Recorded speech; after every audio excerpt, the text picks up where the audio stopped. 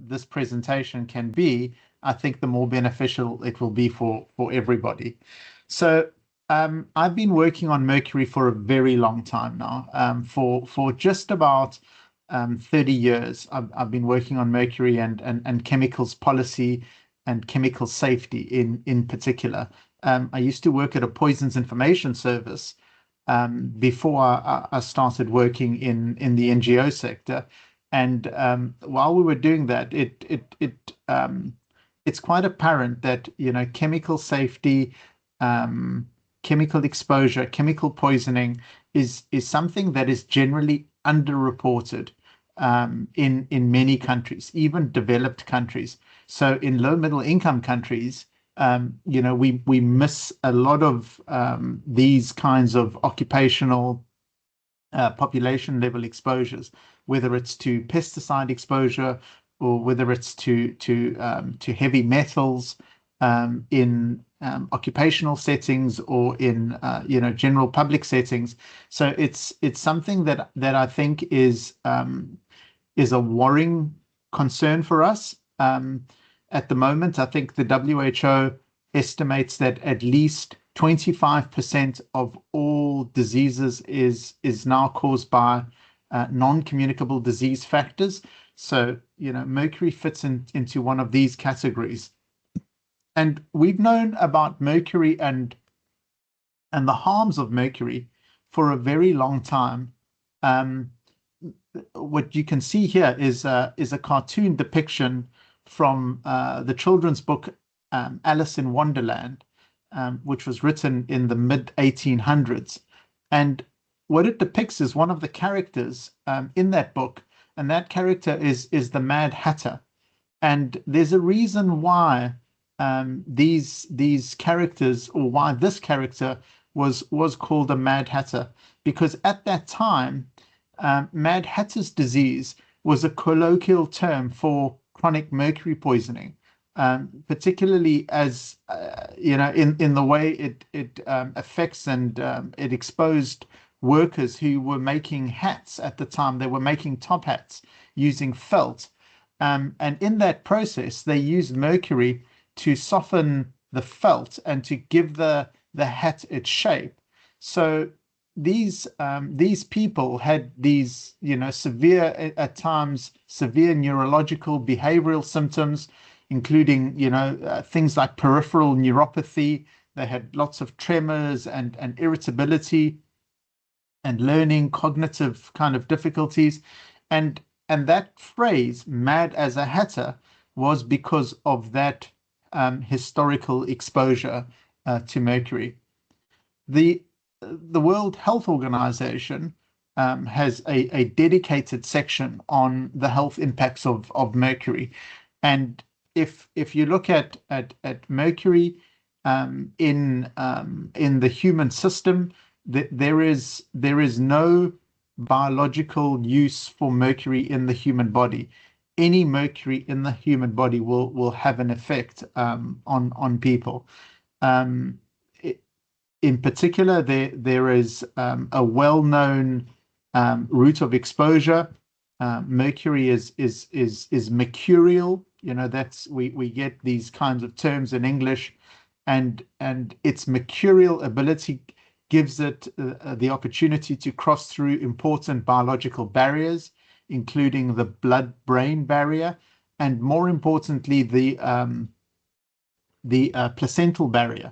So if people are exposed to mercury either through environmental exposure, through breathing in mercury fumes, using skin lightening creams, and exposed through the skin, or in occupational settings, or in particular, when people are exposed to mercury through contaminated fish, where mercury has been converted from inorganic metallic mercury to organic methyl mercury through a process of methylation, those populations that are exposed in particular have very adverse birth outcomes.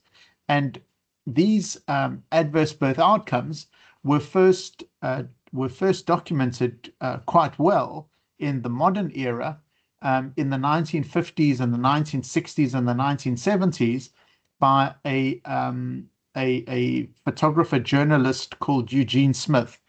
And what he learned of and went and documented was a severe population level mercury poisoning at a place called Minamata Bay in Japan. And in this particular instance, in the 1940s and the 1950s, after World War II and during Japan's rapid industrialization, industry, were given pretty much a free rein to contaminate the environment. There were very little environmental controls, and a corporation called Chiso that produced chlorine and had a chlorination plant. They were pumping out their wastewater into Minamata Bay, and a lot of that wastewater had mercury in it. And essentially, what happened is all that mercury bioaccumulated in the environment, in fish.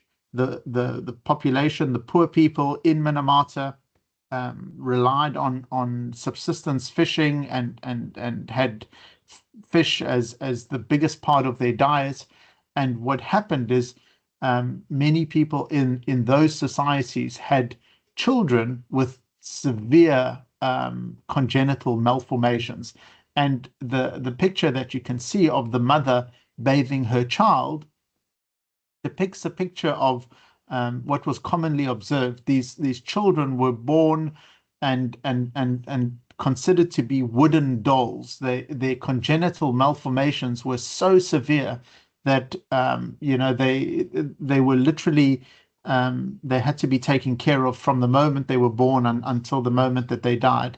And even mothers that didn't display mercury poisoning, acute or chronic mercury poisoning, even those mothers had children that were severely affected. So many mothers that thought that they were quite healthy were having these children. And if you cast your eye back to South Africa 20 years ago, 25 years ago, at the height of the HIV/AIDS epidemic in South Africa, because of stigma, many people were too scared to come forward to get treatment. Many people were too afraid because of stigma to disclose their status and to start seeking treatment for their infection. So the same thing played out in Minamata. So you had many of these children in this population that were hiding, they were hiding their children. In this particular population, a concentration of 50 parts per million per microgram per meter cubed is said to be the level at where the Minamata victims started to suffer nerve damage. And incidentally, the highest mercury hair readings from Minamata was about 700 odd parts per million. And these even the unexposed population in Minamata were demonstrating readings of mercury contamination in their hair. Now, when methyl mercury is ingested and absorbed, so if you eat contaminated fish that is contaminated with mercury, almost 100% of that methyl mercury is absorbed, and that methyl mercury is distributed right throughout the body. And as I've said earlier, because it's mercury, it has the ability to cross the placental and also the blood-brain barriers. And then what it does is it affects the development of those cells. So at key developmental stages, you can see these children that are born with these severe congenital anomalies, even to asymptomatic mothers. And if you want to learn more about Minamata and what happened at Minamata Bay, there is a recent Hollywood movie starring Johnny Depp And this was released about 4 or 5 years ago, around the time when the Minamata Convention was adopted. Um, and it depicts the life of Eugene Smith and how he documented this severe environmental contamination in this population. Now, the the reason why it's useful for us to look at a little bit of history and to understand why we even have a global agreement on mercury. Why do we have an international convention called the Minamata Convention? Now, the way member countries, Minamata, exactly. That's a very good question, Rajeshni. Minamata disease is intergenerational. So what happens is that those populations that were exposed in the 1950s and subsequently had children, those children carry DNA that has been damaged. So there is an intergenerational impact of what happened at Minamata. So even children that are being born today are also having neurological impacts because the DNA of their parents has been damaged. So these congenital exposures have an intergenerational impact also. And in particular, we talk of what is the modern day Minamata? Why are we still so concerned about mercury? And what has led to this global agreement are these United Nations Environment Program decisions that have taken us to this point. And the forum in which member countries to the UN Environment Program, in the past it used to be called the United Nations Governing Council, and in these days it's called the United Nations Environment Assembly. And in these fora, countries come together, members of these United Nations bodies, they come together and they take decisions and make resolutions. So the resolution that authorized the negotiation of a legally binding treaty on mercury was a United Nations Environment Program Governing Council decision that was called 25.5. And there was a part 3 to that. It was on chemicals. And that was adopted in February 2009. Now, the justification for that, the evidence base for those decisions is outlined in what are called these global mercury assessments. The very first one that you see, highlighted on the screen, happened in 2002. And then there was another one in 2013, and subsequently another global mercury assessment in 2018. And what those global mercury assessments do is they correlate the latest scientific information that there is on mercury to try and understand where the priority areas should be, where are the biggest releases of mercury, where are the biggest exposures of mercury happening in which sectors, and on the basis of that, this scientific information then informs the global policy forum, which is the Minamata Convention. Now, mercury in and dental amalgam is one significant part of this global mercury treaty. And that's because mercury is used as part of the dental filling material that historically was prevalent in the use to fill cavities caused by tooth decay. And if we look at the global kind of public health impact of dental caries, we are talking in the billions. So it's not just, it's a very significant global problem, especially with the advent of modern diets and high sugar, high sugar diets, there are billions and billions of dental caries each year, and even small amounts of mercury that is used in amalgam adds up, to a lot. So for those of you that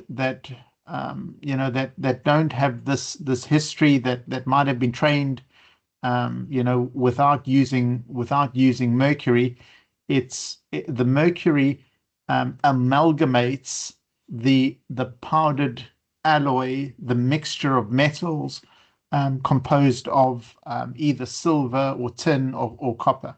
So the amalgam is the sum part of all of those alloys that are put together in this mixture and held together by mercury. But we know that the mercury in amalgam is not entirely stable. Some fillings are, and this depends on people and the way they eat and their behavior. But we know through independent testing, measuring mercury vapors in people's mouths, that the more amalgam there is in somebody's mouth, the higher the concentrations of mercury. So the amalgam is constantly gassing off. And if we look at the information from these global mercury assessments, the global average of mercury that is used in mercury amalgam is 8 grams. So even though it is a small amount, it is still a massive and significant source of mercury, because globally the amount of mercury that is used in dental use adds up to hundreds of metric tons. In fact, the most recent estimates are that between 270 and 340 odd metric tons of mercury are used globally. Now, that mercury is kind of circulating through people's teeth. It's not there all the time. Historically, there is anything between 3,000 to 5,000 metric tons of mercury in people's mouths globally. So you can imagine, as people are getting extractions and as their fillings are being replaced, or they're falling out or getting old, there is a massive amount of mercury that is circulating, from people's mouths and into the environment. Now, the concern is that a very small amount of mercury in the environment can contaminate a very large part of the environment, the receiving environment. And that exposure, it happens through multiple routes, and we'll look at that in the next slide. So you can see that dental mercury enters the environment, through different ways, through different unsound pathways. There is an air pathway, there is a water pathway, and there is a soil pathway. So when people with mercury amalgam in their teeth get cremated, most of the mercury, or I would say, hand on my heart, just about all of the mercury will get released out of the smokestack and go into the environment. There are releases from dental clinics. Mercury separators are notoriously inefficient and don't capture the mercury sufficiently. Even when they are efficient at times and they do capture the mercury, that mercury usually ends up in a landfill site, and from a landfill site, it will find its way into the environment eventually. Waste incineration, when medical waste is incinerated, any mercury in that medical waste is going to go straight through the chimney. Any mercury that is caught up in waste disposal systems, in water treatment works, that mercury is also going to end up into the environment. So all of these sources end up getting into the environment in one way or another. And when they do get into the environment, they have the ability to circulate globally. And that's the reason why we needed to have a global treaty on mercury, because no single country can take actions to prevent its populations from being exposed to mercury. And no single country's solitary actions are good enough to protect neighboring countries or others from mercury exposure. And that's the criteria, that's the minimum criteria that is needed in order to give a mandate to negotiate a global treaty that is legally binding to all parties. In particular, for your profession, in the dental sector, occupational exposure to mercury for dental workers is very well documented. This is a slide that I borrowed from the International Labour Organization, and I hope it can demonstrate to you that occupational exposure to dental workers happens in many different ways, including through inhalation when mixing the amalgam, through amalgam condensation and titration, through amalgam removal with high-speed dental drills. And all of these exposures are documented in the peer-reviewed scientific literature, and validated through independent and objective sampling in biological media of dental workers. So there is no more objective way of showing exposure than by measuring the contaminant, for example, in blood and in urine or nails or hair. And there are many of these scientific published studies that have been peer reviewed that demonstrate that occupational exposure for dental workers is something that happens, is commonplace, is significant. In many places, it exceeds occupational safety threshold, and may lead to both acute and also to chronic exposures, and also as a result of that, the consequences of that, which include things like peripheral neuropathy and etc., and adverse birth outcomes. So the treaty came into force in 2017, and essentially what that treaty does is it outlines a global agreement that countries sign up to. The technical legal term is ratify. So countries ratify the Minamata Convention, and I think the current ratifications is about 130 odd. So this is how many countries globally have agreed and signed up to this convention. And within that convention, there is an outline of what are the requirements in order to address mercury in specific problem areas. And as we saw from the global mercury assessment, mercury in dentistry is responsible for between anything up to 340 odd tons of mercury being released into the environment. And in the convention, there are operational articles, the articles that deal with mercury added products are Article 4, and as a way to identify what those products are, there are annexes to the treaty. The reason they're in annexes is because as new mercury exposures and new mercury products are identified, it's easy to amend an annex. You can't amend a treaty. For a treaty to be amended, you have to have all 130 countries come to an agreement, and legally it's very difficult. So in order to make changes and to update the treaty, there are annexes. And in part 2 of products that are subject to Article 4, dental amalgam is listed as one such product that is earmarked for phase down and eventual phase out.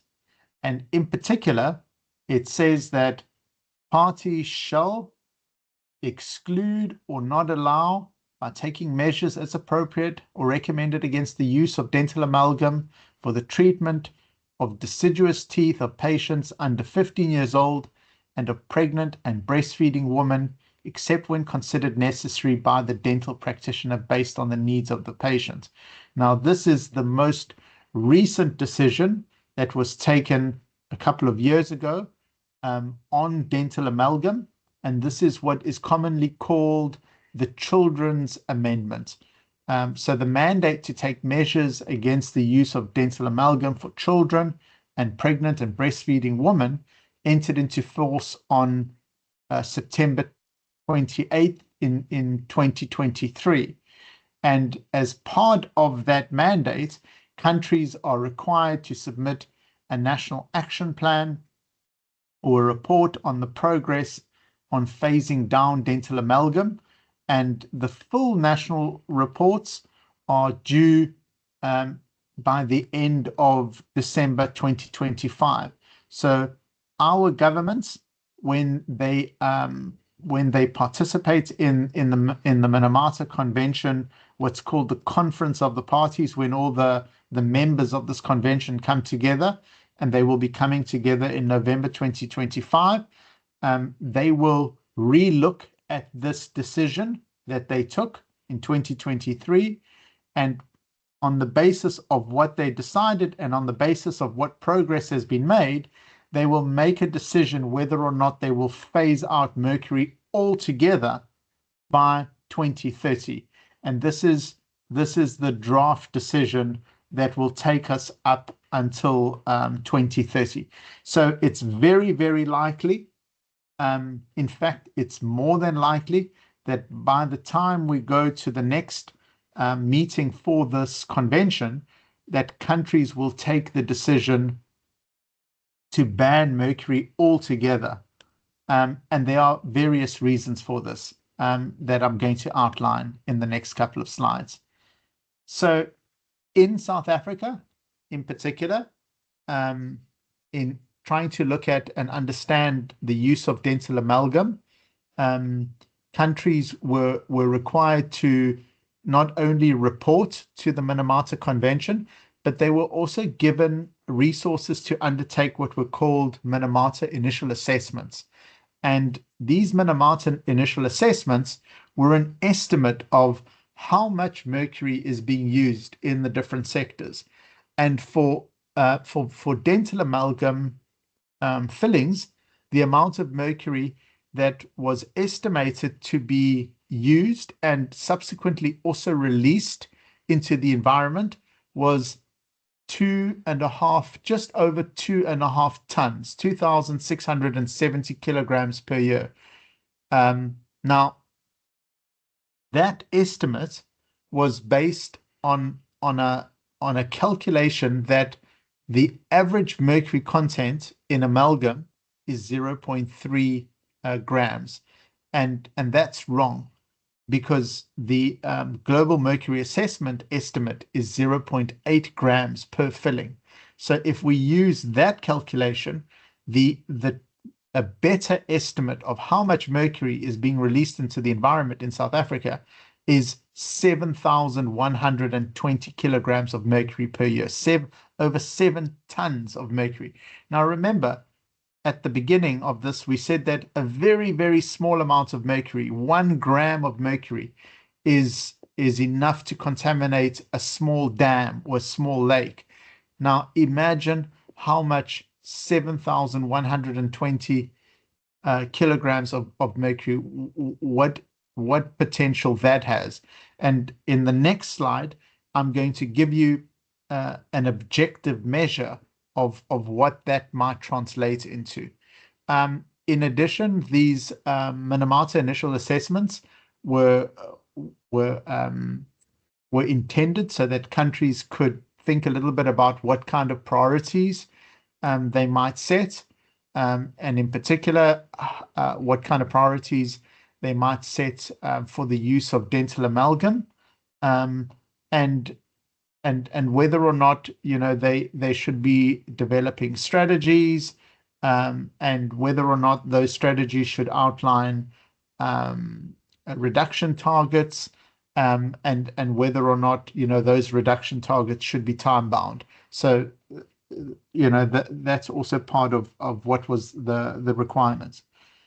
Now, in South Africa, we know that many artisanal fishing communities exist in our coastal communities, and we also know in South Africa that many of us enjoy fish as part of our diets. And the CSR did some objective sampling of what were the mercury concentrations of fish in our coastal communities and in coastal fish, and also in artisanal fishing communities. And basically what they found was that just about every fish that they tested had concentrations of mercury in it. In particular, fish that were predatory fish like swordfish and shark, and tuna and kingklip, they had very, very high concentrations of mercury. And the advisory from the CSIR is that people who consume these fish shouldn't consume them very often. They should consume less than 1 to 3 meals of these fish per month.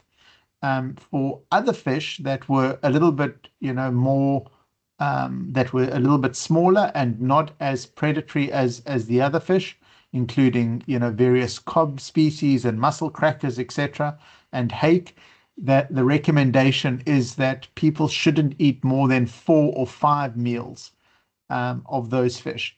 And then for small fish, like yellowtail and also our river fish, small river fish, tilapia, etc., the recommendation is is that you can eat more of those fish because they're not as contaminated. So we know that if you are an artisanal fishing community, you don't have a choice. You can only eat fish.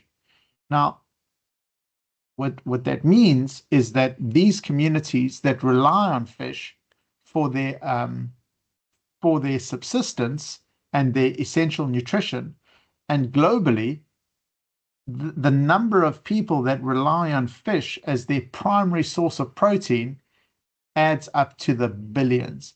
So people who don't have a choice, these are usually poor people, marginalized people, indigenous communities, they don't have a choice, and their exposure to mercury and mercury in fish is much higher. So what this is then a classic environmental justice kind of issue.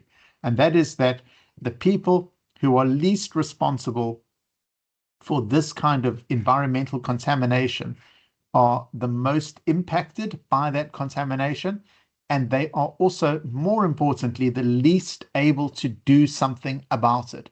They can only rely on fish as a source of protein, and because of that, their exposure is continual, and it compromises their children, it compromises their children's cognitive ability, and it locks people into a cycle of poverty, essentially, and that is a classic environmental justice issue.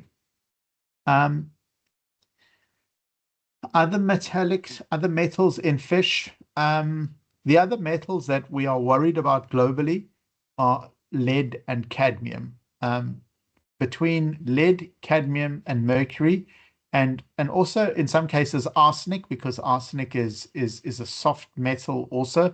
If you look at the periodic table, it can fit into a metal, and generally the exposure of lead as it relates to fish and fishing communities is through the use of lead smelting and the use of lead sinkers.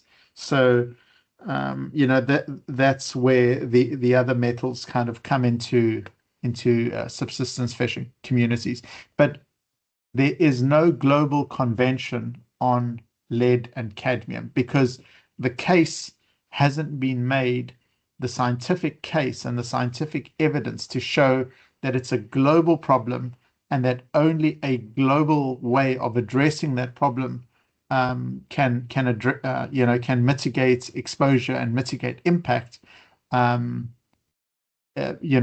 been met. That threshold hasn't been met. So in South Africa, because we are signatories to this convention, to the Minamata Convention, the requirement on countries as members that have ratified the treaty is that they have to domesticate the treaty. So in South Africa, we have regulations now published. These are hot off the press. They've been a long time coming. South Africa ratified the convention in 2018, 2019, and it's taken us almost 6 years to write these regulations. But we now have a government gazette. It's gazette number, oh gosh, the number is in the corner, and I can't see it, but there is a gazette number. I'm sure you'll get the slides. And chapter 3 deals with dental amalgam, and there are requirements that come with this ratification. So the first requirement is that if the use of dental amalgam in pre-enclosed capsules, encapsulated form, is not allowed to exceed a certain threshold. That facilities, need to take, they need to ensure that they have amalgam separators. If they are using amalgam, that there needs to be the use of that in accordance with the instructions from the providers of that you cannot release amalgam directly into the environment. If you want to import or export amalgam, you have to develop a mercury phase down plan for amalgam. So there are quite onerous requirements that come with the continued use of mercury amalgam. So that is a big consideration for anybody that is still using mercury amalgam. You have to comply with these regulations. However, there are bigger problems if there is a continued use of amalgam, and that is because there is a global movement, a global market transformation that is already happening. That means less and less amalgam is going to be available on the market. The European Parliament has banned dental amalgam, and that ban has started already this year in January, and that means that there's going to be less and less and less amalgam manufacture, amalgam export, amalgam use in the EU. In fact, amalgam manufacture is planned to be phased out entirely by the 1st of July 2026, just under a year from now, and that exports are already banned from the EU. So all of these market forces are a signal that the Minamata Convention and its intention to address the use of mercury in the dental sector are really kicking in. Now, the clearest sign that amalgam is headed for a global phase out is because the main global suppliers of amalgam, Dentistry, Sirona, and also Southern Dental Industries, they are pretty much phasing out and taking their products, their dental amalgam products, off the market. And that's because there is pressure from their shareholders and pressure from environmental regulators that the use of mercury in amalgam is no longer desirable.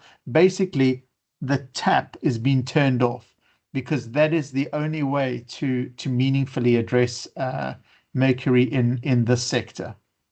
I'm going to speed up a little bit because I see we don't have that much time. If we look at what is happening globally, already there are bans of amalgam use without any exceptions. There are bans of amalgam use with limited exceptions, and there are efforts to stop the use of amalgam in public health programs. There are bans on the import of mercury amalgam.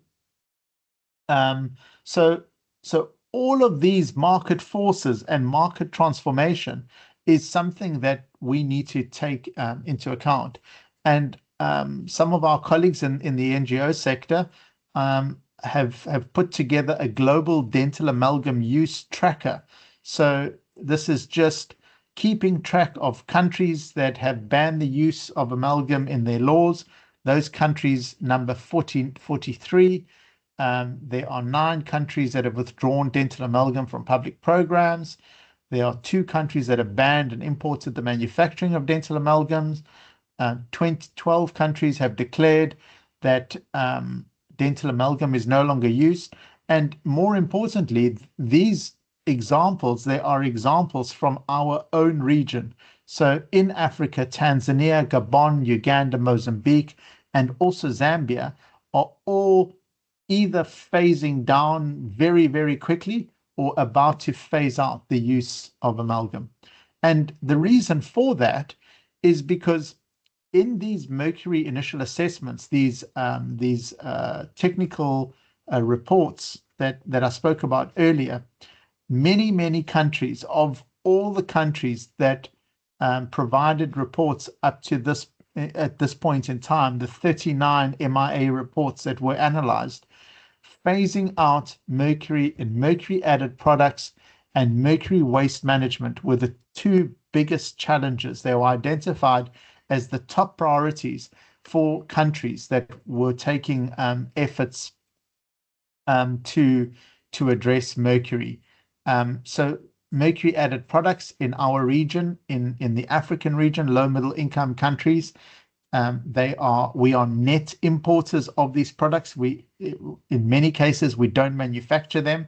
So when we import things like computers and electronics, it's very, very difficult for our countries to manage that when it becomes waste at the end of their life cycles. And that is a common problem throughout the region. Now, the criteria to ban or to phase out something like mercury or to phase out a product in a healthcare setting generally has to meet a threshold. And generally that threshold is that the alternatives need to be affordable, they need to be cost effective, they need to be equivalent, the efficacy needs to be the same, and they also need to be available. They need to be widely available. And generally, we see that the alternatives to mercury amalgam meet all of those criteria. And that's why we are seeing such a rapid phase out among all of these countries. In this case here, you can see the proclamation from the Ministry of Health in Tanzania, and it speaks to the idea that mercury-free composite fillings are effective. They last as long and even longer than amalgam, that there is a health and a cost saving. It's generally in the long term, if you take into account the external environmental costs, that these alternatives are cheaper and more cost effective. They are environmentally friendly, and generally they are more accessible. And the same for other countries in Africa. This is an example from the Congo, the proclamation from the Congo, which also shows a roadmap on the phase out to dental amalgam. And this is what that roadmap looks like in terms of their national laws. Our roadmap is in the form of our Gazette. There is a UN Environment Program Global Mercury Partnership project now in 3 countries, in Senegal, Uruguay, and Thailand. And the intention of this project, which is funded through the vehicle of the Global Environment Fund, is to phase down mercury dental amalgam use, mercury in dental amalgam, and to show that you can protect human health and the environment through the implementation of these policies and improve practices for dental oral health. And the components of these projects are illustrated as such. The first is to phase down. The second is to improve the management of the mercury and the hazardous waste. And the third component is through knowledge management and global awareness.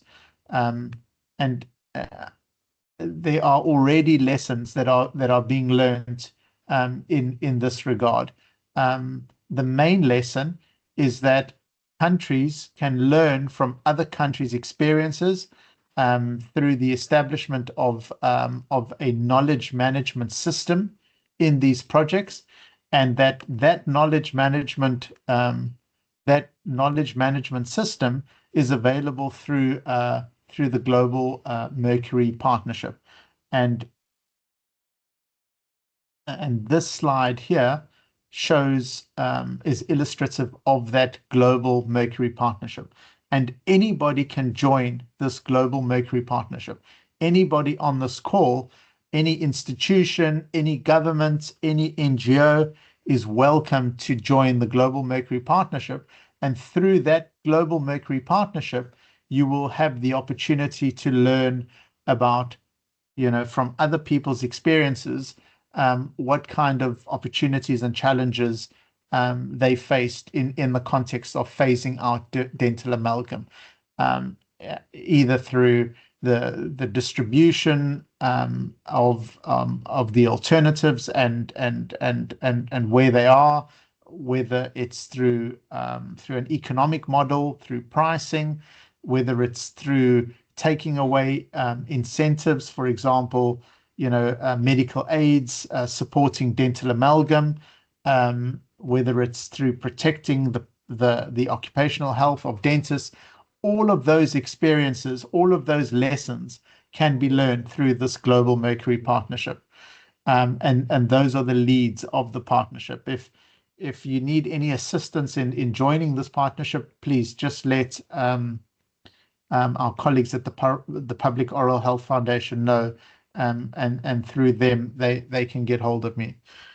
And this brings us to the last slide. I'm sorry that we haven't had more time for questions, even though there were some questions along the way. Just to make some acknowledgements, I'm working with a group called the World Alliance for Mercury-Free Dentistry. We are working in many different African countries. We are supported by technical experts.